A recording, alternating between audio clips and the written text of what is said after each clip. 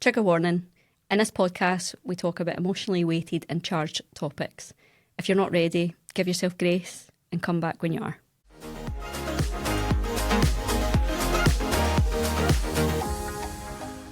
Hello and welcome back to Right on Time with me, Megan. And me, Sarah. And we're so excited to be back. It's a new year, 2025. Happy New Year. Happy New Year, everybody. I know it feels like it's been a long period. It's been like forever since we've sat in these seats. Yeah, we missed December out. 10 days now into January. Yep. Like, where's that time gone? First ep launched last week. It did. And we got some amazing feedback. Yeah, thank you guys so much for listening. That was great. We really appreciate it. I think for us, it was like a full circle moment, wasn't it? Yeah. It was a lot of anticipation, of putting it out, so that was great. Yeah. But no, thank you. Keep the feedback coming. And we had a win this morning. Yes, we or did. This afternoon, I should say. All the luck coming in. Yeah, we were driving en route today and we did our usual routine. We go for a Starbucks coffee en route, drive through, and we got a free coffee. I know, thank you to whoever was in front of us. That is so nice. We were absolutely flabbergasted. We were like, oh my God, what? I know, when the lady was like, yeah, it's already paid for. I was like, sorry, what? Come again? So whoever you are, you lovely person out there, thank you so much for a coffee because you made our day. Yeah, made my week. Yeah. So today's episode is a bit of a mix, I think. Yeah. And a blend of both of our experiences as we went through the NICU. Yeah, just our general life that happened to us through there. Yeah. So the last two episodes, our first episode was your recap of your birth story, and then second was mine. Yeah. And rather than do, I guess, two split episodes of both of our journeys, we thought we'll kind of blend them together and cultivate them as one.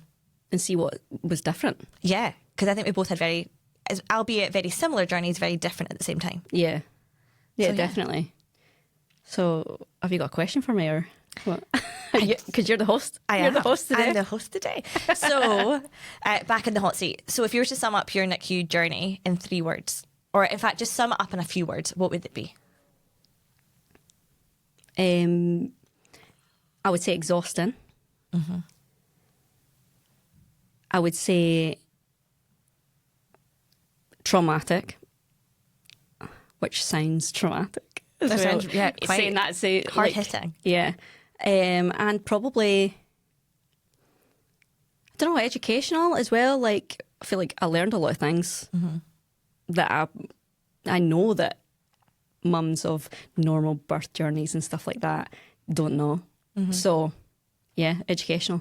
You learn a lot. Yeah, for the good and bad. Yeah, I always say it's a baptism of fire, I think, going into the NICU. Yeah. Whereas I think mine would be, I would agree with you about traumatic, probably quite terrifying, because we had, when Sarah and I talked about this before, we said before this episode a little bit around how your journey in the NICU was quite drawn out, it felt at times. Yeah. Whereas my journey, it was full of ups and downs. And yours was constantly moving. Yeah. There was always something happening. Mm-hmm. There was just, albeit not very good things at points, but mine was quite stagnant at points. And it was just like, when will this end? Long. So yeah, I said if I was to sum mine up, it would probably be terrifying, but beautiful at the same way, which is a really strange way to describe it. So poetic, as ever. I try. But the reason I say the terrifying bit, I think we'll go into it today. I mean, speaks for itself in many ways. Yeah. And if you listen to the last couple of episodes, you'll probably get it why. Yeah. But I felt it was like such a safe space to be. Yeah. Yeah, safe's maybe a good word. Yeah. Like, even though it's terrifying and you've got lots of triggering alarms, etc., but actually, I never thought about it like that. That's maybe a really good way to put it. I felt like Blake, from the moment he entered into that NICU, he was in such safe hands. And I felt like we were in safe hands. Yeah, looking after you as well. Yeah, the nurses are all absolute angels. Like, I don't think people speak enough about the NICU nurses. They come in, they swoop in at the right time. They know exactly what the right thing to say is. They, as you say, they coach and they educate you. Like, you come in and you're like, God, I'm a parent. Uh-huh. Earlier than I expected, so you're already a deer in headlights. Yeah, they obviously know that as well. They can see it in your face. And yeah. Like, how do you change a nappy with a little one in an incubator? That, comes into their training. Obviously, they're looking after your child, but they have to reasure the parents, and that's part of they're part of their job. And yeah, That'll probably be a massive part of their job. I think so.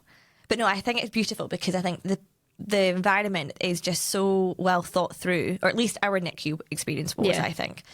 And yeah, they took care of us when we needed looking after probably the most, I would say. Well, they become almost, you see them more than you do your family at that point. They become your second family almost.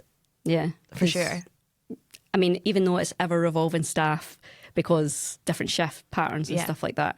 I mean, we had one nurse that we only had one day and we never saw again. Like, it was like that. It was kind of like, whoa, did she leave or what? And then you get your OGs who, when you do see come on shift, you're like, oh, like a real relief almost, because you're like, well, I know they're in good hands. I know how you work, all that kind of stuff. So when you entered into the NICU, I guess you were in, if I remember right, intensive care for like 8 days? Yeah, about 8 days. Yeah. And then how quick did they speak to you about expressing? Because that's a chunk of our journey. Yeah. Initial start, I would say.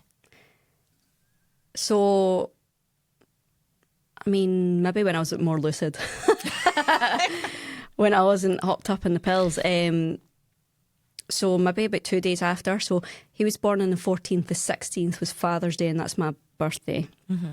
So and that was the first day that I can fully remember everything. Mm-hmm. And they said, we'll get the lactation consultant to come down and talk to you. Mm-hmm.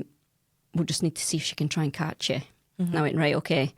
But they basically said, we'll send a doctor or a midwife up to the ward in the meantime to give you equipment. And I was kind of like, right. Yeah, and what equipment's that? And they kind of came out and showed me the breast pump kind of thing and said, you should have one up in the ward, they'll give you one. Yeah. And I was kind of like... And they're the most bizarre looking things you'll ever see.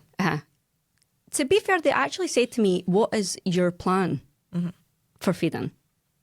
They never just went, here's your pump. They did say what's your plan? And for me, I never considered breastfeeding. I just thought, I don't really have, I just thought it's very tiring and my whole life's changing anyway and I'll need some help. Like, I can't do everything. Yeah. Christ. Like, but I think it's good to get the boys involved, right, as well. And I think I was on the same wavelength. I hadn't ruled out breastfeeding, but I hadn't come to the point where I was like, I definitely want to do it. Yeah, some people have that in their mind, and like, good for you guys if that's what you want. They say breast is best and all of that, and yeah, like, good for you. Like, I'm not saying I'm right or you're wrong. No. I'm not saying nothing like that. But some of my friends have breastfed, and I'm like, you guys are absolute super mamas because you're doing everything. Like, you are, and it's yourself. I think also there's a huge level of pressure that comes with that as well. Like, you're solely responsible for them putting on weight, and that's another worry. But yeah, it's funny how we had similar experiences around how they came and like how they spoke to you about it. Was very similar, albeit mine was when Blake was 2 days post birth, and he was due to go for a surgery for a gastrostomy tube to get put in his tummy. So was that his first surgery after he was born? Yeah. Was that the first one? We went into the NICU, so obviously straight away from the moment he was born, and then 2 days post-birth, they had said, look, we need to find a way to feed him, because obviously he had esophageal atresia, which means he's unable to swallow because his esophagus wasn't connected. Did he not get anything to eat for 2 days? So they gave him something called TPN, which I've no idea what it stands for, but it's basically all the vitamins and nutrients, everything he needs to get via a cannula, and they would put it into his veins. So basically they're giving him as much as he possibly can through that access.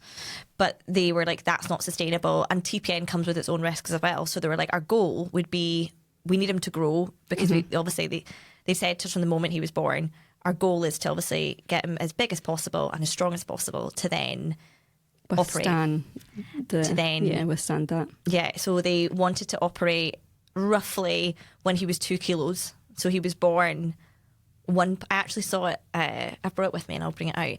I wrote a NICU journal. Oh, did you? When we were in, and I found it last night, and I was sat and I was reading it, and I was like, oh my gosh, this is giving me such flashbacks. Brought it in for the class to see. Yeah. Thought I could post it on social media and be like, these are some of the snippets. I am not creative, and I am not an artsy person, so you'll see, like, it is just like a bit of a high level update. But someone said to me, do the journal, because you can then at some point look back on it and there'll be things that you won't remember, or your brain will just park it. And yeah, there's bits last night that I totally forgot about that. But what they said to us, Blake needs to get to over 2 kilos for his big operation, which was intended to connect his esophagus together. Yeah. And they were like, that will roughly be like 4 weeks into his journey into the NICU. So we knew from the offset we'll be in for at least 4 weeks. But they had planned for this other op 2 days post-birth to put this tube in, so that he could feed. So that was when they spoke to me about expressing, because they were like, when we give him this ability to feed directly into his tummy, we want to give him his best chance to grow and give him everything we possibly can to help protect him against things that primary babies are more susceptible to catching. And I remember this it was like a registrar doctor saying to me, like, you should do it. Oh, like, that's nice. And like, it's one thing you can do, and you can. No one said anything like that to me. But I then also felt the weight. Yeah. Because I was like, oh, what if I can't? Like, but anyway, so we both expressed during our stints in the NICU. They basically said to me, like, we'll give you the machine and that because you should get colostrum. And that's like the first, obviously, part that's really, really good for a baby. But my baby was 10 weeks early, so my milk was nowhere to be seen. Like, I'm stressed. Stressed out, obviously. Yeah. Just had an operation myself. Like, so that was one thing. And I'm sitting, no idea what I'm doing. Pumping. On this ward as well. So I was on the ward, which again in itself is not great. Yeah.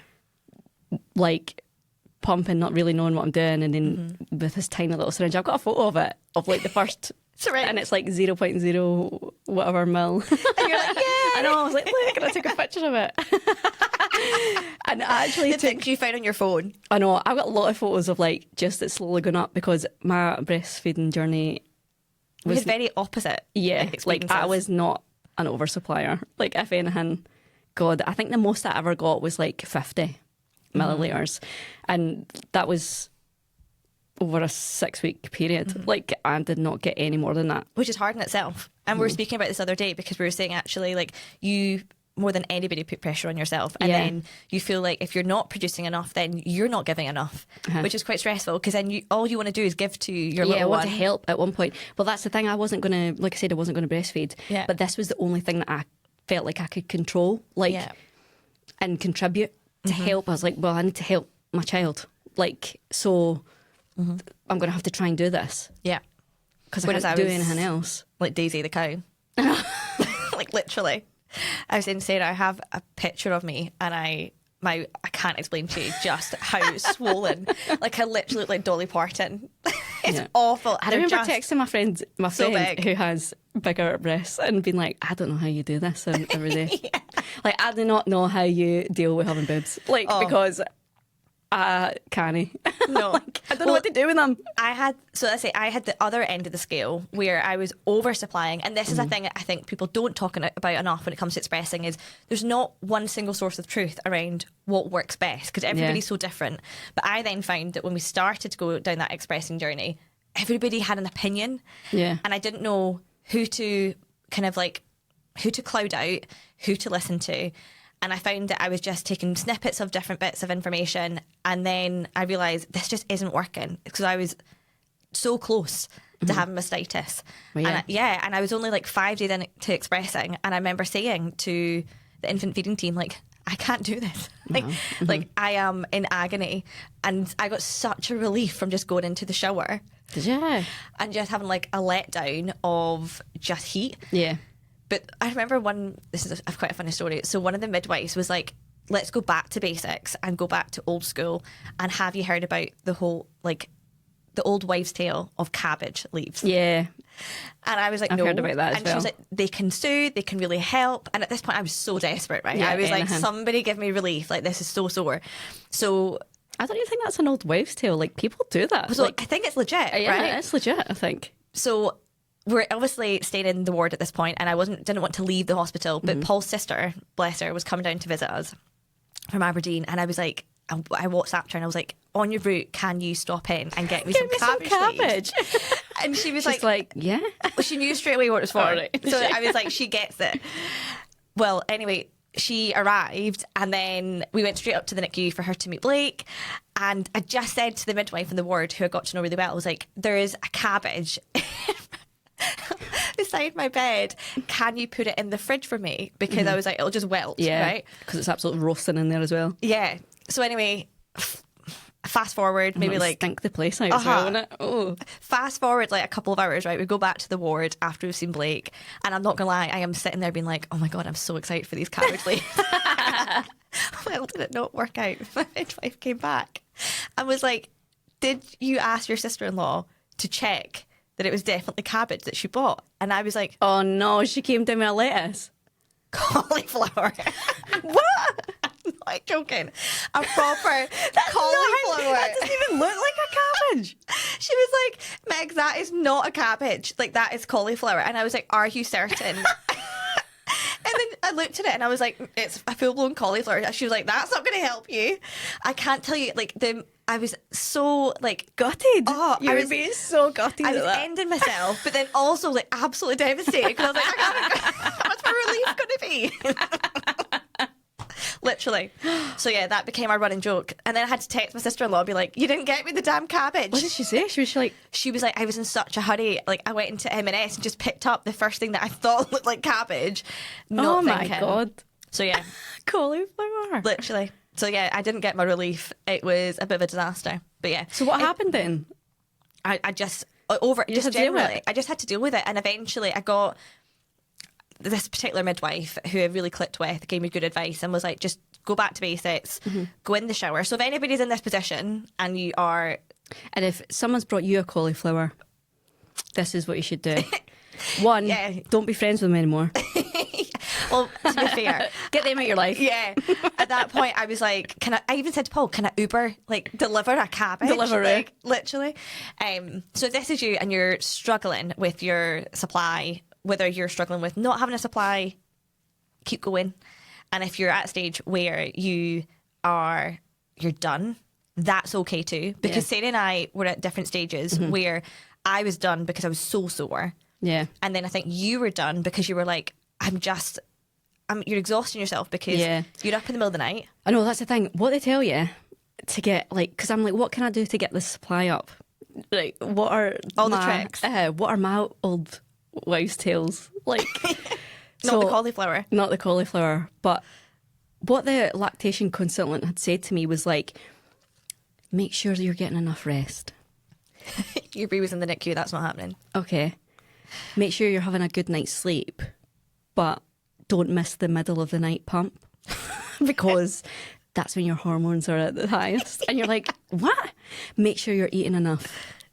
Again, I'm in the NICU, like, just going to M&S every day. I'm like, just surviving. I'm not even really hungry. Like, okay, don't get too stressed out. And you're like, but then the funniest part of all of this is you do it, right? You'll do everything they'll say. So I would bump into you, me and Paul would bump into you in the kitchen. Because someone had messaged me, someone that I know messaged me, and they were saying what helped them, because they struggled as well, was eating oats. They say that porridge is really good, and oats is really good for making your milk come in. So you would just see me standing there eating porridge. Breakfast, lunch, dinner, I had like porridge and oat bar. Like, I was oat daft. I was oat daft. Paul was like, I've just seen Sarah in the kitchen again. She's on her porridge. Honestly. And see, every time I was standing in the kitchen, because I would just stand in the kitchen eating it, a nurse or something would come in and go, it smells really nice in here. What are you having? And I'm like, more porridge. Like, but I think that's the reality of it, right? You'll try anything. And then you look back now and you think, God, like, I don't think I've had porridge since. Either, by the way. I'm not surprised. I haven't had porridge gone since. off it for good. But no, if you're in the thick of it and you are expressing or breastfeeding, I think, either side of it, you've got to do what's right for you. When I got to St John's, and I was still kind of struggling, but what I will say is their pumps were better. They had the Melida, I don't know, or Meleda? I don't know how I'm saying that wrong. If I'm saying that wrong, sorry. But they had day ones and they were a lot better than the Royal ones. And that's when it started coming a little bit more for me. I mean, more, I got 50 mils most. Hey, that's still something, right? And at that point, when I was getting 50, they were able to put some in the freezer. So we had more. And he would get 50-50 And then they were kind of like, what's your plans when you leave here? And I was like, well, I'm going into formula because I'm not carrying this on. Yeah. I'm a buggery. Like, no. And they were like, all right, well, you can just stop then. You can wean it off and we'll just up the formula then. But I think both, so we would voice note a lot when we were expressing because we were both in the same time schedule. Yeah, pumping buddies. And we both got to a very similar place where we were ready to then tail things off for very different reasons. But I think we also both were on the very same page of we almost needed someone to give us permission, which is ridiculous. It was like I was waiting on them to tell me that I could stop doing it. When actually it's our decision, it's our bodies. But I felt like I needed somebody to say, it's okay, Megs. Yeah. Like you can put you first now and actually tail back. Because that's one thing as well. People were saying, oh, at least you're getting a full night's sleep and stuff like that. And I'm like, no, I'm not. I'm up every 3 hours, 3 hours to do this. Like, and it's the worst noise. It's like, zzz, zzz. And that's like another reminder that your baby's not with you. Yeah. So it's no that I'm going home and having a good night's sleep. No. I used to say that. Like, there was one of my best friends, she did breastfeed the whole time and still is actually with her little one. And she was like, at least when she would be doing a midnight feed or whatever through the night, she was like, I have my little boy to look at and that keeps me going and that keeps your hormones going. Whereas when I remember them saying to me, like, just look at a picture. Yeah, pictures and videos. And I got to a stage where I was and like... smell that little patch. Yeah, we got these little, like, patches. Fabric. You put it in, like... You would wear one, like, put it in your bra or whatever during the day, and then the other one would be in the incubator, and then you'd swap. So they'd get your scent and vice versa, and apparently it's meant to help. Yeah. But yeah, I got to that stage where I was like, this is doing nothing for me. I can't keep my... Like, but I did get to... I think I made the agreement to myself. I almost was like, right, what's my cut-off point? And it was when Blake gets to a stage where he's got enough supply in the freezers that when it comes to a point where he does get to have this milk, that it will do him up until he's like 2 or 3 months. Right. And that was in my kind of cut-off. But it's not an easy decision to come to. And I think you feel like a range of emotions when Do you not still have some? So he still gets my EBM. I mean, I did say like, she was Daisy like the cow. frozen ones. So freezers. We got to stage, and that's not an exaggeration. My mum and dad have got freezers full of my EBM. Really? Honestly, because the NICU, the hospital, were like, we can't keep all of this, and I was like, well, I've not worked this bloody hard for you just to throw it out. I had freezers full, and then when we eventually did get home from hospital, I was like, well, he's now taking bottles because it took a while for Blake to be able to take his bottles, obviously. I want him to get the best. So my mum took, like, they had 2 feeders worth and we have 2. And he still gets it. So, like, his milk that he gets throughout the day. All your work's, like, paid off then. Yeah. And I, funnily enough, said to my mum yesterday, I was making porridge and I used my EBM for, EBM stands for Express Breast Milk, by the way. I used that to make his porridge. And I was like, this is that moment where it's like, it was worth it. Yeah. Because I've actually got the supply and he's enjoying it. Well, good. But yeah, it's no mean feat expressing. At all. Yeah, like I would never do that again. Can we talk about your big tag?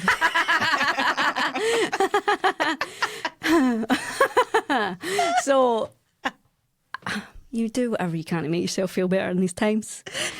That's what I will say. So when I'm in the NICU and you just want to feel like yourself, like I'm not home, I'm not getting just your normal kind of things like a bath that'll make you feel relaxed, whatever, make you just feel a little bit better in yourself. Obviously, I just had an operation and whatever, and I thought, do you know what? I look like death. Like I would. We all know, ladies, that fake tan fixes everything. It gives you a boost. You lose 3 stone. Do you know what I mean? When you have a fake tan. So I thought, I got Ryan to bring it in for me. I was like, can you bring my fake tan in for me? And this was like maybe 2 weeks, a week. Yeah. Week and a half maybe after. And you're staying in the hospital. I was still there, so I was still at the Royal, so it was those 2 weeks. And I thought I'll just do like my upper half, obviously.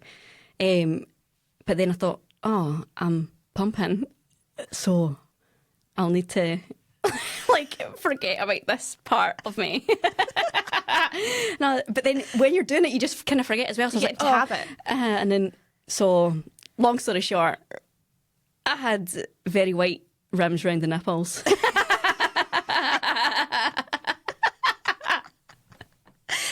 texted me.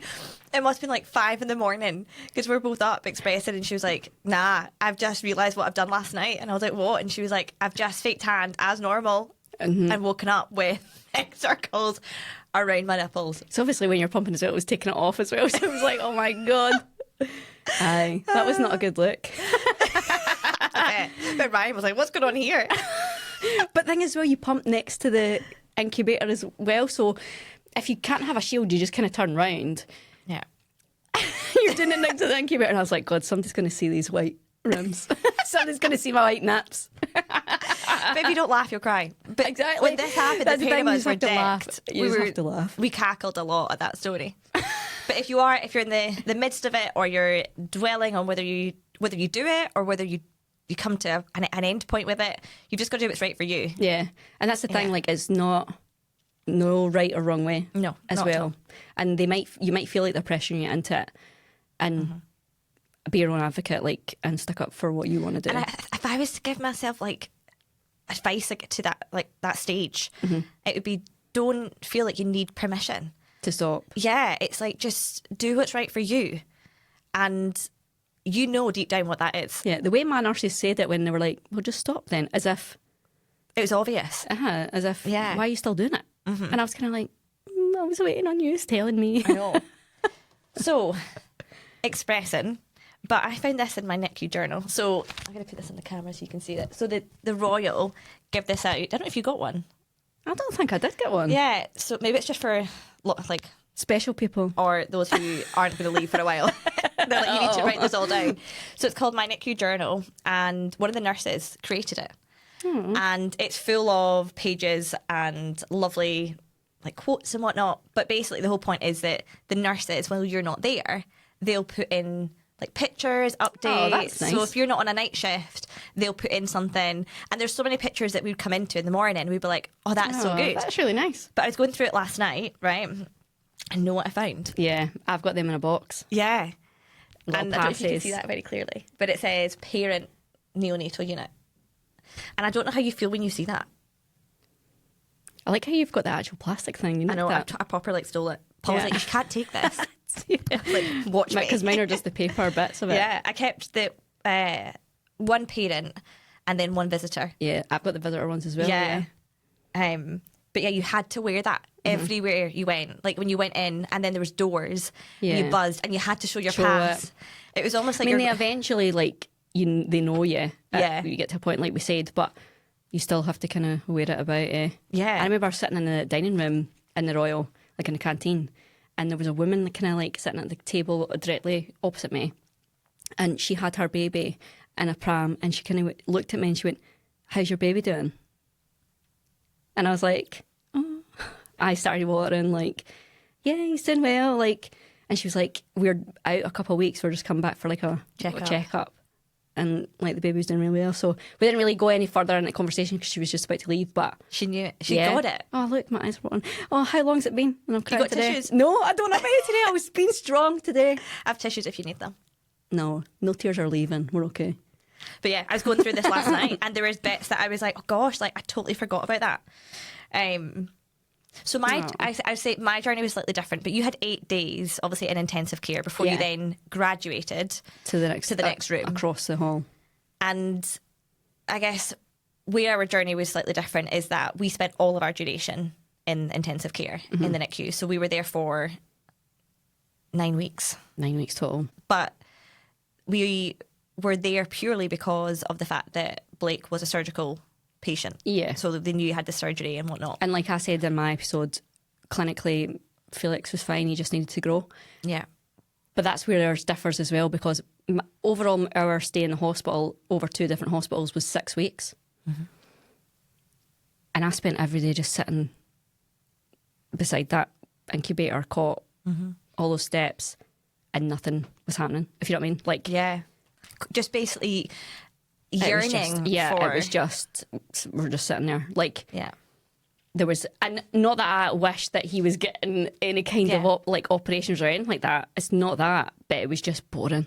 Like, there's only so much, and you end up like getting frustrated with them because you're like, just come on, like just come on, you can just go faster. And like with Felix, he was fine off his oxygen for a couple of days, but then when we had moved into the last room at the Royal, he had to go back on oxygen, and it was just like a trickle, but he was kind of on and off oxygen for the whole 6 weeks. And it was just like a trickle, but he just needed that wee boost because his sats kept dropping. But then when he got his feeding tube out and he was taking it orally in a bottle, it was trying to juggle the breathing and the sucking and the swallowing all in one go for him, and he just couldn't get the coordination. He was just really struggling. So put my teeth back in. So his stats kept dropping and the alarms would go off, and and he would go a little bit limp and stuff, and you're waiting on him getting his oxygen back, and you have to give them like a couple minutes before you kind of intervene and touch them and stuff. And it got to a point where it was like, come on, like just get it. See if once you get this, we can go home. We can go home. And that was agonising. That was agonising, sitting there just because you're just like watching paint dry. Like there was nothing else happening. Yeah. And I think when something's in such close reach, yet feels so far away. And that's the thing, you're 2 steps forward, 3 steps back. He'd have 2 days off it, and then I'd come in and he'd have his prongs in, his wee cannulas in, and I'm going, what's happened? Like, he had a few dips last night. And it's funny how your experience there, you'd come in and you'd be like, oh my God. So it could be like he's had a dip in his DSATs of breathing, right? And you'd always message me when that happens, right? Yeah, and you'd be like, oh, he's done this. And it's not necessarily because it's such a huge bad thing. It's just we were making such strides. Yes. And then, we're back again. And it was because he was then up in his formula. He was getting more food, so his stomach was expanding more, putting more pressure on his lungs. Yeah. And that's because they're all tiny in there and there's not a lot of room. So that's what it was. And you're like, God. Yeah. And you get frustrated. You don't want to get frustrated with them. Because like I've said before, they're overachievers. He's here, he's doing this himself. But oh my God, it was just 12 hours like sitting there. Do you know what I mean? Because Ryan would take me in to the hospital in the morning when he went to work, because we were going the same way. And I would sit there until he finished his work at back 4, and he would come in and want to spend a few hours there. So I was literally there like 8 till 8, like, or more sometimes. Yeah. And the nurses at the point was like, joke and say, coming in for your shift? Like... And they were like, we love it, you're just here because we don't really need to do anything. Because I just changed them and fed them and I'd done all these things. And everyone, we're saying as well, like, people approach definitely NICU life differently. Like, some people choose, like you and us, like as a family, we were like, right, well, we're committed, we're here every day. We were there for ward rounds until night shift came in, and we actually stayed in hospital, both of us. So we'd be even there for some of the night shift. And then there's others who are like, actually, this is just too much for me. Yeah. And I can't just sit looking at an incubator. Yeah, they can't just sit there and watching them. Yeah. And they say, I only come in for a couple hours a day. Or maybe some of them had kids in the house. Well, we often have said, post all of this, when we've got home, like, how would we have done that having had multiple children? I don't know how you juggle that. So anyone who's going through this, who have got children already... you're doing the best like that you can. You're doing phenomenal. Whatever your decision is, whatever you go, if you're there for a couple hours a day and you go home, or just do what you can do. Yeah, because that must be hard. There was a woman that I met in the kitchen at the Royal, and they lived in Dundee. They were from Dundee, and they had to come to the Royal because she was early. Their little girl, and they had another little girl. They had a 2-year-old. Do you remember her as well? And they were so nice. They were lovely. And I hope that they're doing well. Yeah.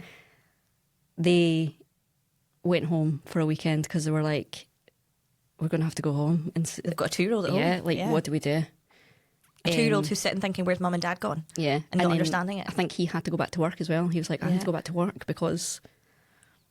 Yeah, and it was just a bit... That's hard. And being that far away as well, it wasn't even as if they were in their local hospital that they could pop home for a couple of hours. I know. They had to go away for a whole weekend or more. Yeah. But it's interesting because you'd have, as I say, those highs and those lows, and the lows being for you like your DSATs, whereas for us that was like daily life. Yeah. For like that was just the minimum, like that was like, your worries at that point. I was going to say, like, it's just how unique each individual journey is. Because that thing, mine was, like I said, stagnant at a point where we were just a stalemate and we were just waiting. Like, whereas you had multiple procedures, you always had something going on, you had how he was recovering. Like, if you want to elaborate on any of that, like... Well, I learned something the other night. Oh, yeah. I was like, well. Yeah.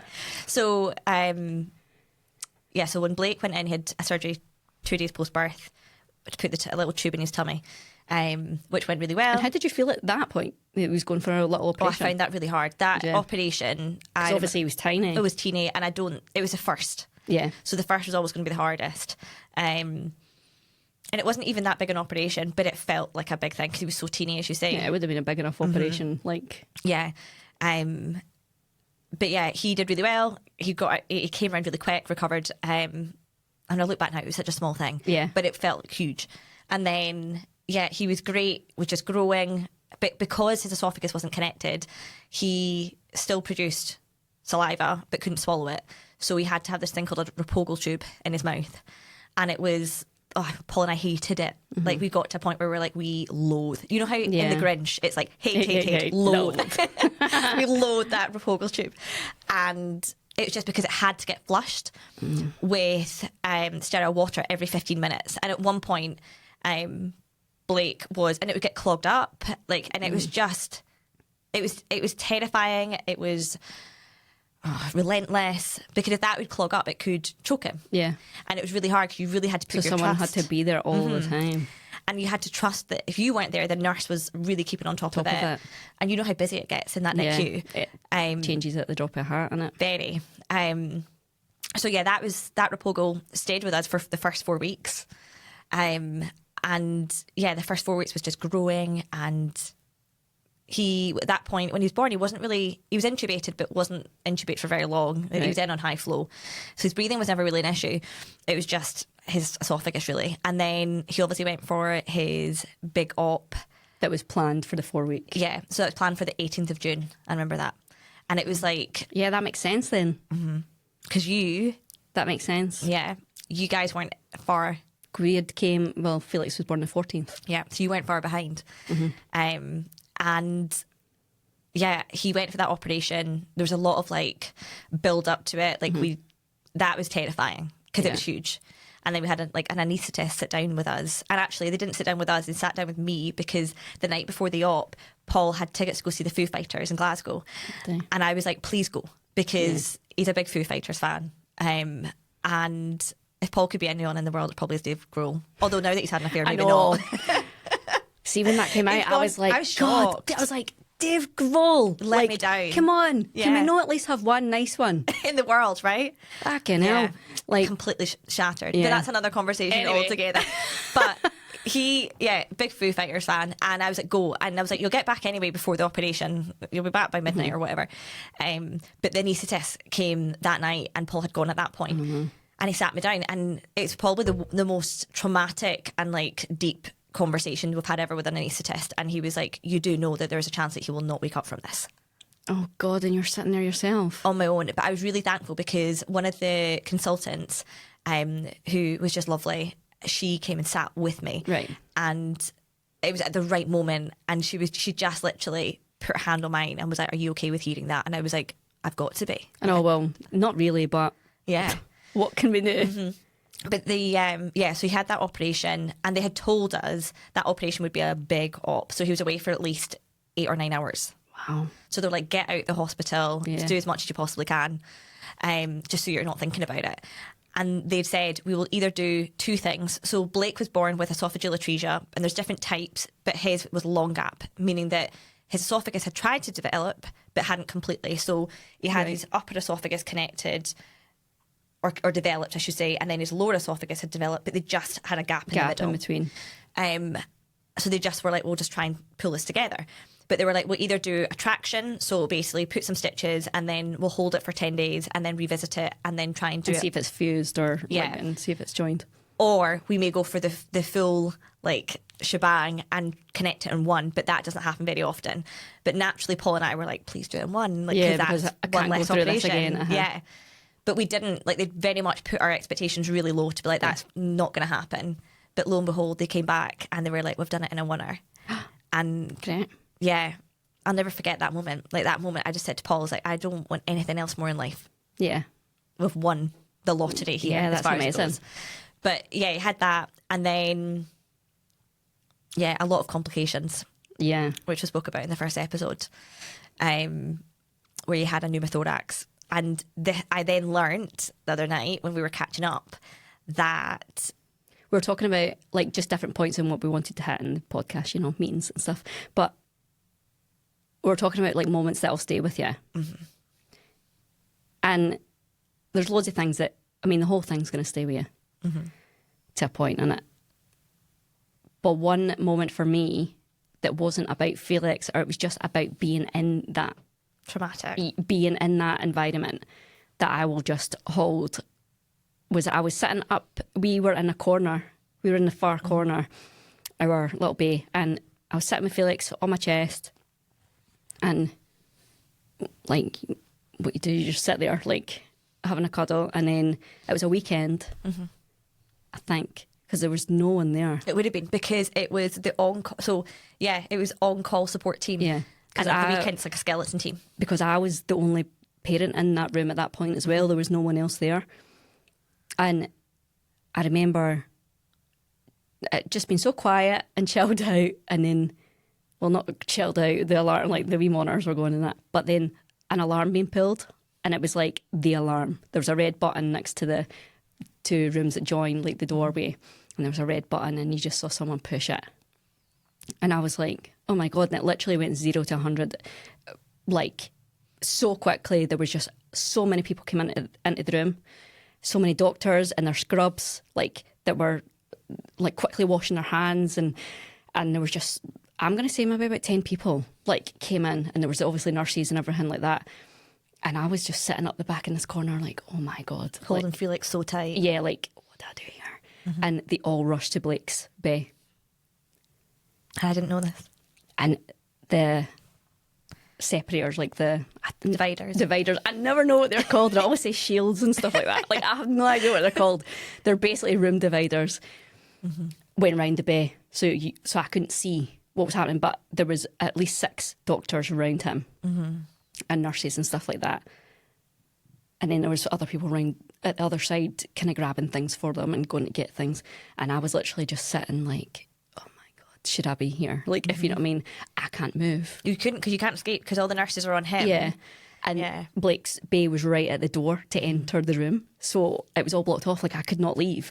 And I'm just sitting there like, oh my God, what's happening to that little boy? And at this point, we didn't know each other. Like, we hadn't really spoken, because it was the first weekend really that I was there. So it must have been maybe night time. I can't remember, because it was a weekend, definitely, maybe later on in the night, because I was still staying there, still in the ward. So, and Ryan maybe had went home. And yeah, everything changed. It just changed so quickly. And you know that way, like, it maybe only lasted half an hour or an hour, but it just felt like forever. And I had to express as well. Yeah. I was sitting there like, I'm going to have to express soon. Like, oh no. I didn't know this. And at this point, I wasn't comfortable getting Felix in and out himself, like, and stuff, like, because he was got wires all over him. And I'm like, I'm just going to have to sit here. Like, I can't pump the now. I'm just going to have to wait, because this isn't important. Like, and that was just terrifying, because I thought, oh my, like, I felt so helpless, and just, it's just like I was intruding. Do you know what I mean? But I'm so glad you were there at that moment, because Sarah told me this other night. And I don't know how the conversation, I say, like, you just were like, oh, do you remember that alarm pull? And I was like, oh, maybe. But I didn't really think about it at the time. And then I mentioned it to God's Day at night. And I was like, Sarah mentioned about an alarm pull. Do you remember an alarm pull? And he went, he's never had an alarm pull in the NICU. And I was like, well, he obviously did. Yeah, he did. And then Sarah told me the story the other night. And I was like, I'm really thankful you told me before I came on the pod. Yeah, you blindsided. I got really like, upset. Not upset, because I was like, I feel like they should have told you though, no? Like, but it was that weekend where he had that complication, and basically somebody made an error in judgment. Yeah. After he had his operation. Was this the weekend when they said he might not make it during the weekend? Yeah, so in the first episode I referred to my lowest point in the NICU, and that was it. And they'd said he had this complication. Somebody had made a wrong call around taking him off the ventilator and removing a chest drain and then feeding him. And the 3 combined, basically, they didn't realise at the time, this amazing surgery that transformed his life led to a leak in his esophagus, which they didn't know at that point. They then fed him, and some milk just refluxed, which then went up his esophagus and then out this leak into his lungs. And because somebody had chosen to remove that chest drain, it then led to this pneumothorax, which basically his lungs collapsed. And yeah, they basically had to operate in the NICU. It was a full-on operation. Yeah. Like it must And that's have what been. you witnessed. And we obviously, we were called to say something's happened, and we came in at that point. And we were staying in the NICU at that point. We're on the same floor, but the alarms you can't hear in the rooms. No. So we were none the wiser. And maybe it was a good thing they didn't tell us an alarm had been pulled. But yeah, certainly that was that weekend when I said, like, do we need to be worried? Like, what's the situation? And they said he might not survive. But he did. But yeah, that for us was a hard point. But that kind of is a nice segue onto the alarm piece, because we both talked about the fact that a huge element of being in the NICU is alarms and the just and that general stays with you. So that's something intense environment. Because I even said to Ryan, like, what would you say has stayed with you? And he says how I felt with those alarms, like those monitors and the beeping and stuff. And is that, would you, obviously I've said what stayed with me. Is there any other, well, let's go back. Is there any other moments that would stay with you that, like, maybe don't involve Blake, but... Yeah, I think... And then we'll go back onto the alarms. Do you know what? I have such positive feelings when I think about the NICU, which is really strange because it's probably one of our... Yeah. Meghan is weird. I'm not going to lie. Like, she's the most positive woman I've ever met in my life. And I'm just like, do you ever get, like... Oh, you know, like annoyed or whatever? I definitely do. Definitely do. You've seen me get annoyed. But when I say positive, it's just because But that can stay with you we as were well. there for 9 weeks of our lives, right? And it was probably the most vulnerable and like the hardest parts of both of our lives, right? As a couple, as a married couple, and as parents. And they looked after him and they looked after us. And as much as it was really, really, really hard going, like, we got through it. Yeah. And we got through it because of the team in the NICU. Like, they listened, they coached. And because each other. And like, there's so many things in that 9 weeks that I think they made it positive for us. Like, we had this bloody Repogel tube and this alarm, and I've still got the alarm that would go off every 15 minutes, and it was like da-da-da-da-da-da. It was awful. And to press it. Yeah, but we had a bit of a running joke with the nurses that we would hide this alarm, and they'd hide it in the NICU, and then at one point they put it even on our door in the middle of the night as a bit of a running joke. And these are examples of just like, you've got to find light in such a really dark place. But they looked after us, they looked after him, they gave us, I believe, Blake, in terms of like, those 9 weeks were critical. And yeah, like, the beeps definitely stick with me. I think I said to you at Christmas, somebody had a toy, and the toy reminded me of the alarm, and I actually had to come out the room, which is the first thing that's ever happened to me, because it just took me right back to the monitors. And I'm going to be one of these mums forevermore. Whenever I am anywhere and there's a monitor or whatever, I will look at the monitor, like, intensively, just watching it. But yeah, I think for me, I just have such positive thoughts, and it's definitely a lot of my brain parking a lot of the it's maybe bits. Compartmentalising. But yeah, I think we were just so thankful that somebody saved his life, enabled him to swallow, and gave him a better quality of life. And the NICU where that all happened. But what I do remember about the NICU is, like, there was a lot of ups and downs. Like, as you say, like, we never really had a week where nothing wouldn't go wrong. We always had something, whether it's the leak, whether it was then thinking the leak had fixed and then we couldn't, and we actually had a period, which actually is probably one of my harder points in the NICU, where we weren't allowed to hold Blake for 3 weeks. Yeah. Because he was so sedated, because the worry was this leak, if he moved slightly because he's so teeny, his esophagus would then disconnect. Yeah, and that was horrific. Yeah.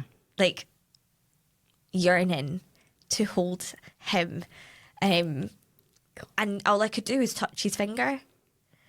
And when the sedation, he's a real, like, wriggler, right? He's a real fighter. So when the sedation would wear off, like, you'd see his hands going, and Paul being like, oh, he's going, like, you need to up the sedation. And I'm secretly sitting there being like, no, like, keep wriggling, because I'm seeing the fight in you.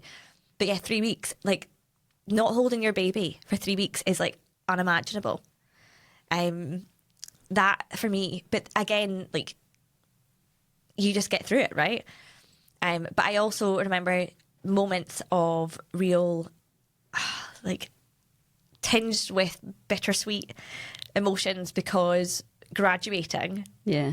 Seeing other parents graduate. So we had to remain in the intensive care unit for those 9 weeks because Blake had a Rapogel tube for a good chunk of those weeks, and you need to have I think it's 1-to-1 nursing for that, so they couldn't give that in other rooms.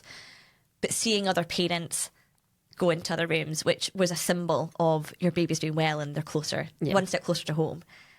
And I just knew that wasn't us. And the voice note you gave me. So Sarah and I had agreed that you'd moved on to St John's. At this point, yeah. In fact, no, before we go to that bit, no, I'll say it because then it makes more sense. You'd agreed, so you'd gone to St John's and we'd agreed to meet up for the first time outside of the NICU. Yeah. And God, we're both crying, sorry. You voice noted. Shock horror. You voice noted, sorry. I did offer the hankies.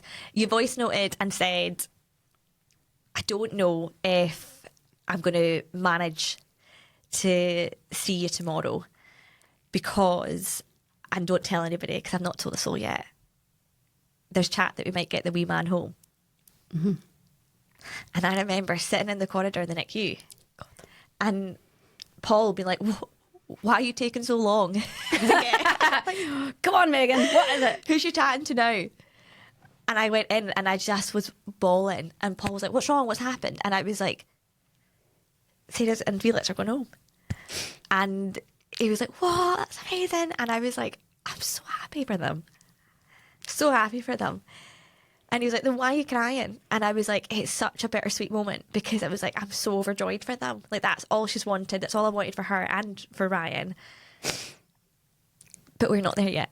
Yeah. And we've got a while to go. Me telling you that, like, don't think I just flung that at you either. Sorry. Because it took me I sat and I thought, God, how do I tell her I can't go tomorrow without her thinking the worst? Number one. Because I thought, if I say, can't come tomorrow, by the way, something's happened, like, what are you going to, you're going to be like, oh my God. And I was sitting with Ryan and I was like, because we'd only told, I don't even know if we'd told our parents at that point. We were only going to tell our parents because we thought, he might not get home. Yeah. And we never actually told, I don't think we actually told our parents until that night when he was in the room with us, because you room in the night before you leave. Yeah. And it was like a definite, like, he's more than likely going home. So I think you were the first person I told. And I thought, God, I'm going to have to tell her. And I did think, I don't want this to seem like I'm rubbing it in her face or like anything like that. But we were supposed to meet up the next day. I was like, I have to tell her. I'm going to have to tell her. Yeah. But I think that for us was bittersweet as we went on our journey because I kind of had the motto like throughout the whole time when we were in the NICU was that like put out good will come back. Mm-hmm. And that's my motto, I think, in everything. And that's why we got free coffees today. That's why we got free coffees. That or the person in their rear mirror thought, God, they look exhausted, they need a coffee. Yeah. God, they look haggard. But yeah, and you weren't the only one, right? We see multiple families like progress. But there was a nice, funny moment. So when you obviously went from intensive care to the other rooms, which are like high dependency. And then transferred to St John's. Like, and at that point we were just like passing ships in the night. We would just see each other in the hall or whatever. We weren't like... You don't see a lot of each other. No. So whenever we could just have a wee conversation, And I was just away, I was on my way to clean my pumps, clean my pump parts. And you had saw me at the door and you came through to the hall. And that's where we had our conversation. And you were like, they've just told me that we might be going. To St John's. We're trying to see if we can get his Uber. That's what we were joking. We're waiting on his Uber driver coming. Yeah, because when the babies transfer to another hospital, they're put in. Oh, it looks awful. I'm just going to put it out there. It looks really scary. It does. Like, it's a transportation, like, incubator, basically. Mm-hmm. But it looks a bit like a coffin. Mm-hmm. Like, it's off. It's not nice to look at, but Sarah and I were trying to be optimistic and like just try and make it really because light. I knew that this was going to be horrible, me sitting in an ambulance again with him in this, and what if something happened? Like, there is a lot of anxiety around it. Mm-hmm. But yeah, we just had to make a joke. So you're like, his It's taxi's fucking- coming for him. No, an Uber driver. Let's hope it gets 5 stars. Like, come on. Yeah. But you had then, like, I was like checking my WhatsApps like throughout the day, and eventually I got your message and it was like, his Uber's just picked him up.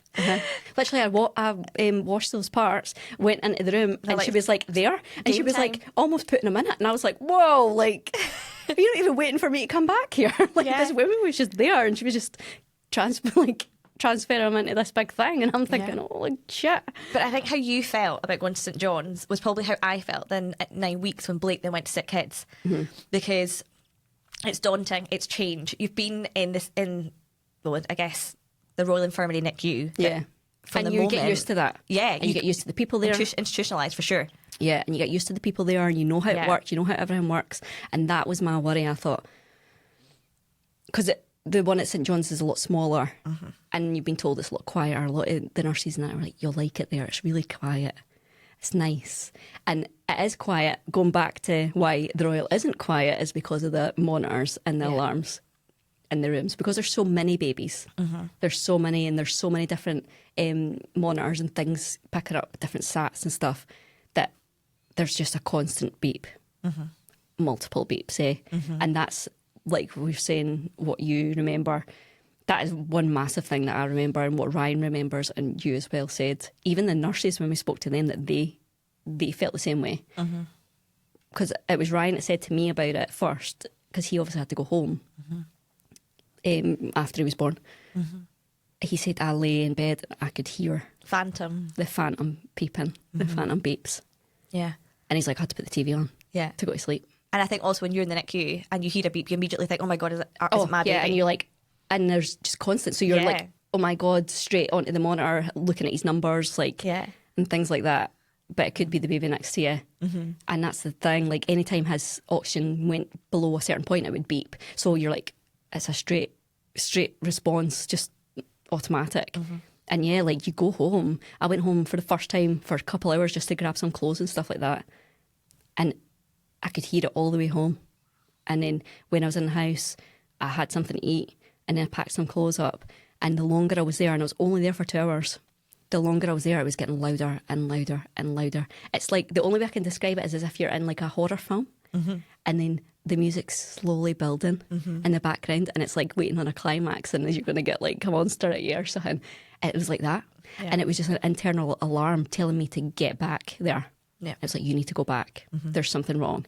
And it's deafening. And it was just, it was quite scary, because you know they're not there. Well, it's not normal life, right? But you know that you're nowhere near these monitors, and I could physically hear them. Yeah. And the thing is, that sticks with you, right? For possibly forever. I don't know when that eventually eases off. It's even looking back at videos Yeah. and you hear it. It gives you a little bit of like it's like a visceral reaction, like, oh, like, can I? I've got a video, you're going to be like, what? But I actually have a video when Blake took one of his first bottles, right? No word of a lie. And Paul's giving him one of his first bottles, and I'm videoing it. And then I'll video up onto the monitor to see if breathing stats. It's good today.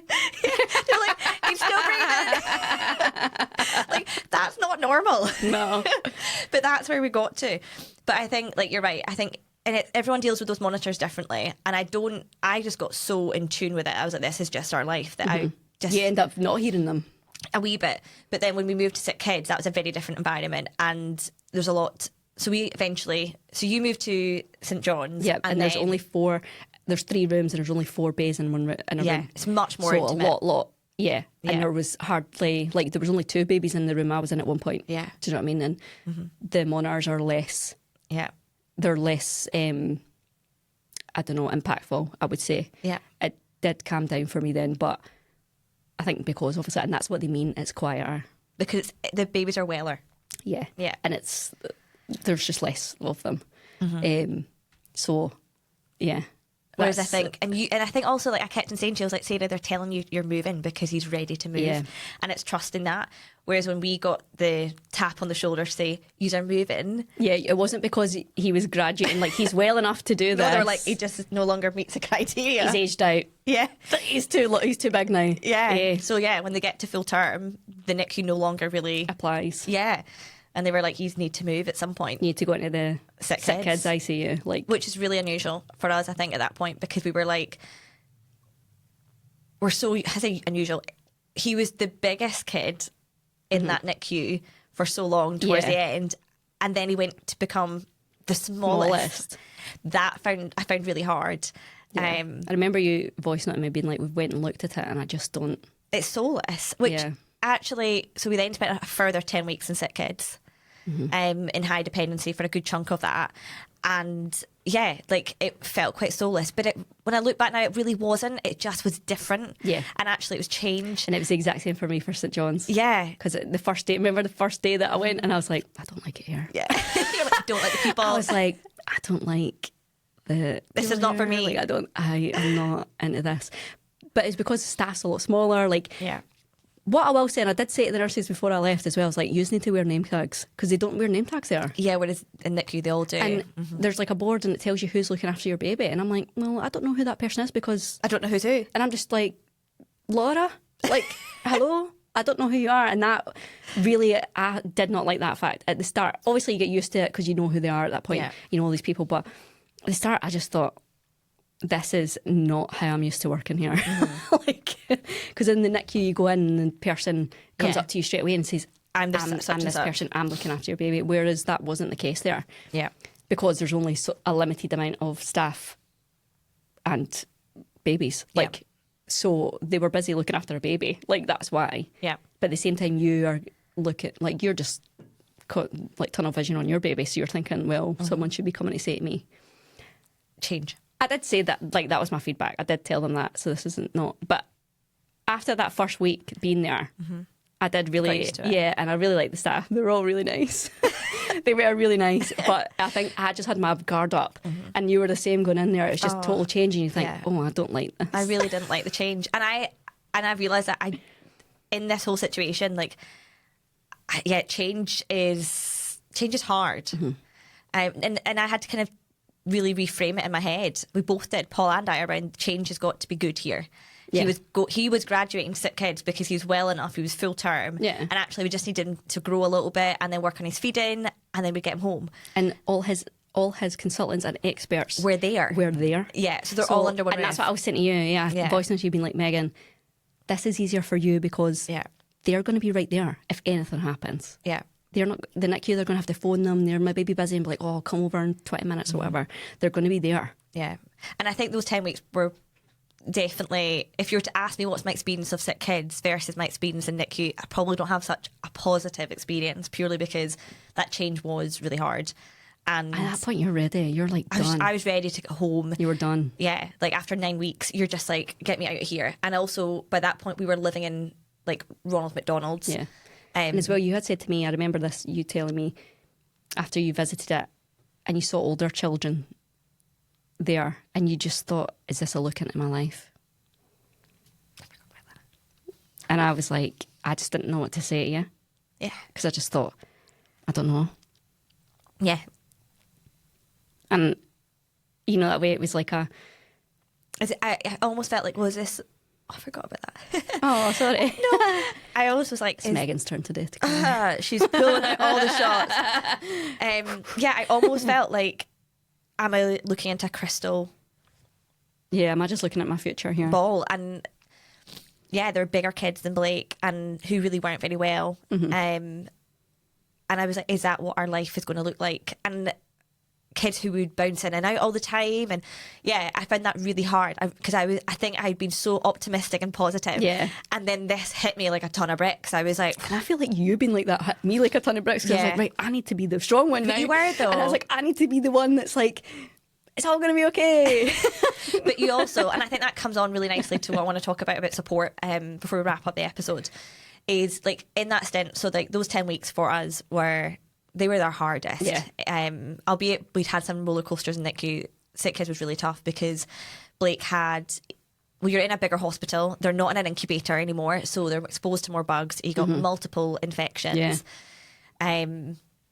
I didn't always think that there was the best of care at some points. And when you're in sick kids in the high dependency, you can't sleep beside them either. So you have no choice but to leave at night. And that's really hard when you're feel like you're leaving your baby or your child, doesn't matter what age they are, and you're not convinced of... you're leaving your baby in no strangers' hands, and you're... Yeah. And you already had that feeling of, I don't know about this. Yeah, so you're already it's really apprehensive. hard. And we had a couple of incidents where potentially, you know, potentially he had... How do I put this politely? Don't. We had moments where maybe the care wasn't so good, and it led to him aspirating and being sick, and then choking on his sick, and then having chest infections and all this kind of stuff. And that we found really, really hard. And there was definitely moments again where he would go for operations and end up, like I said to you, where he was back on a ventilator. Yeah, and you felt like you were just back to square one. Which anyone would. Yeah. Anyone would feel like that. Because when you say that, I felt like that too. I thought, oh my God. And operations that shouldn't have gone poorly, right? They were like really basic operations. They'd had a wee central line put in because when they're babies, they've got really bad access. So you can't get cannulas in very often and very well. And he, bless him, was butchered. He'd had them in his scalp, everything. And they got to a stage where they were like, we can't actually access him with his veins. So we're going to put a central line in. And that then led to him being in intensive care and alarm pools. And I think that's one of the hardest moments where, Paul, if you ask him what's one of your roughest points, we'd managed to go home for a few weeks. So we'd go home, stay at home, and then come in during the day, and we'd be there for every single ward round. So like, it's funny, I was really worried about getting baby brain when I had Blake, because for some reason I was worried about losing myself, my identity a bit. Everyone, like, I think... Yeah, that's totally normal. I think every mum thinks that as well. And that can last for a few years. Yeah. I don't think that's like... I just didn't want to lose, like, my faculties. I know it sounds ridiculous, but I was like, I don't want to lose... Especially when you're getting given a lot of information. Yeah. But then the irony is I had no chance of losing my faculties because we were there for every single ward round and we had to be on it because... The nicest way, like, you get changes of shifts, you get changes of doctors, changes of nurses, you name it. And actually... If someone says one thing, you're like, well, actually, they told me this. So you need to be at your on your top form to be like, well, actually. And our surgeon actually said to us, you know, you guys are going to be his biggest advocates and his biggest champion when it comes to his care. You will know him best. And we did. Like, we didn't miss a ward round. And so we would go home, fly in the morning. So we got a little bit of routine, and then he obviously went back in into let's have this op. Should have been plain sailing, and then ended up in intensive care. And we stayed on the ward that night. Like, they have like these emergency rooms. And in the middle of the night, Paul and I woke up to the alarm going off. And the worst bit is they say the room that the alarm's coming from and the bay. So you knew it was him. And I just remember waking up. And it was room 1, bay 4. And it was like 4 a.m. And Paul and I just jumped out of bed, and Paul just went, it's Blake. I was like, run. Just run. And we ran in. So yeah, I feel like sick kids holds probably more emotion for us and trauma than I do think the NICU. But he's bigger then as well, though. Yeah. And you can see his personality coming through. We got so close to home, and I was you're like, so close. You can see all of those characteristics and the little person he's going to be. Yeah. And yeah. So close. But that ties in quite nicely to support, right? Because I think there's not enough people who talk about what support you have while you're going through it. And we often talk about, we went through this journey and still go through the journey, but actually people show up in different ways. Yeah. People don't know how to show up sometimes. People struggle to relate. Yeah. And that's okay. Yeah, that is absolutely fine. That's okay. You know, there are different, some people want support. Like, I'm very open about this. So as part of the NICU, there's a team called the Wellbeing Team, and they are available to any parent that goes through the NICU at the Royal Infirmary up until a year post-discharge. And the weekend that things went rough with Blake's operation and his pneumothorax, I was like, I need to get some help here. And I've got that support and have had that since then. I was going to say Blake's dad. Paul. Blake's dad. He's not had that, right? And he's like, I'll get it when I need it. And I think... Which I feel like I've been like you're at that point now. I've been like that. Like, I'm okay, I don't need it now. / I just felt like I didn't have time to do that. Like, it wasn't about me at that point. I get that. And I just felt like, right, I'll deal with that later as well. I'm okay, I can deal with this. I can just keep going. Whereas now it's kind of hitting me a little bit more different ways. Yeah. So I've been thinking about it, so I need to maybe look into that. Yeah. Which I need to kind of do soon because I've only got 6 months until a year out, till I age out. So till I age out with that, so I need to get on that. Yeah. But I think people need support at different points, and they need different kinds of support. Yeah. And like, what I would say is, if you need that support, there's absolutely no shame in saying I need it. That's the thing. Like, I am like that now, and I'm saying, right, okay, I need it. And there was like just a pivotal moment for me that did make me feel like that. Mm-hmm. I still haven't done anything about it though, which I need to do. So yeah, but it takes guts, right? Real grit. It's trying to get into the actual making the phone call. Yeah, and I'll let you know next week, next time that you hear from me. Yourself accountable. And if I don't, you can all batter me in the DMs. But I think that's huge. Like, if you need support, don't be afraid to ask for it. There is support out there, and if anyone's going through it and they want directed in the right direction, reach out to us, and we can try and help. But I think if you're a friend also of somebody who's gone through this journey, you don't have to get it. You don't have to walk through this journey. You just have to be there. Yeah. And you don't have to say the right thing. There's no right thing to say, trust me. Just do what you feel right. Yeah. Like what you feel's right. It could just be turning up in your friend's doorstep with a pack of gingerbread cookies. I know. Oh, that was nice. Megan done that for me, and I stood there crying. Shock. But yes, so that wraps up this ep. It does. So one last question on it. Oh. If you were to summarise in one word the feeling when you rang that bell, when you eventually left Skaboo, and probably disbelief. Yeah. Like, I didn't really, all of it, like just like all of it, elation. It was surreal. There you go, surreal. Because I wasn't sure when that was going to happen. I just honestly could not believe that it was me that was doing it. Because I saw so many people do it, and I thought, God, it's me now. Yeah. What about you? So we went full circle, and we wanted to close our journey by going back to the NICU. So rather than doing it at Sick Kids, we went back to the NICU where it started, and rang it then. Euphoria. Yeah. Pure euphoria. Yeah. So that's a wrap. Before we finish up though, Mum Guilty Pleasure. Oh, Mum Guilty Pleasure this week. Oh, you go first because I need to think. So I have madly, crazily signed up to just cycle challenge. Next year. Oh yeah, let's give that a shout out, a little mention on this. So yeah, me and Godsey are going to be cycling over 200 miles in June for something called Coast to Coast. I like to cycle, but not that much. But we're doing it for the NICU.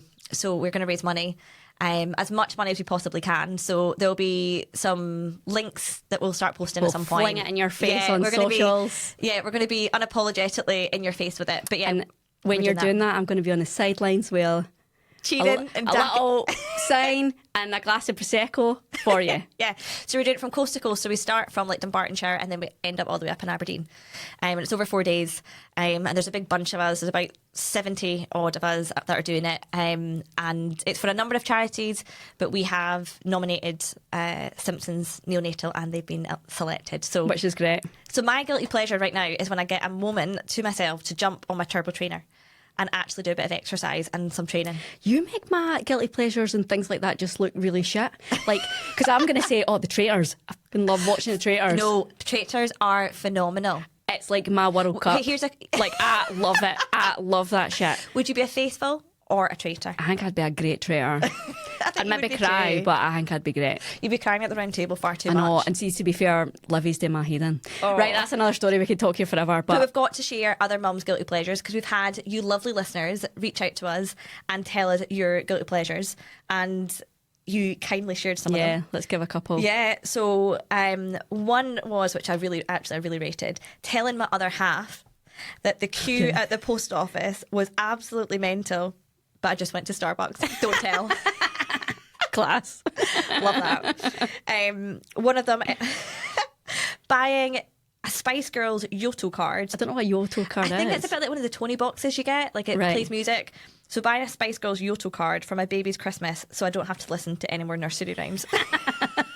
Right there. Love that. I got another one. Choosing to have a daytime nap and bath rather than going for an actual run, which I said to my hubby that I was doing. A lot of secrecy is Like, a lot of here from the secret other life. halves. A lot. And then another one, last and final one, was enjoying when I put my little girl down a huge glass of white wine and Yeah. literally wining down. Oh, yeah. I was like, I'm all Love for that. So yeah, thank you for sharing your mum guilty pleasures. Keep them coming. Yeah, we enjoy thank them. you for listening, and thanks so much for your love in the first episode. Yeah. Thanks for listening and love you. Bye. Love you, bye.